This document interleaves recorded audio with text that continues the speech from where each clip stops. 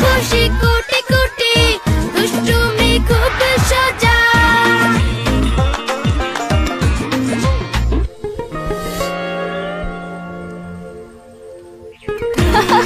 ছোটরা তো মজা করবেই, ওদের এই দুষ্টুমির এনার্জি জোগাতে চাই ভিটামিন এ ও সি সমৃদ্ধ তাজা ফলের সাথে প্রাণ জুনিয়র ড্রিঙ্ক।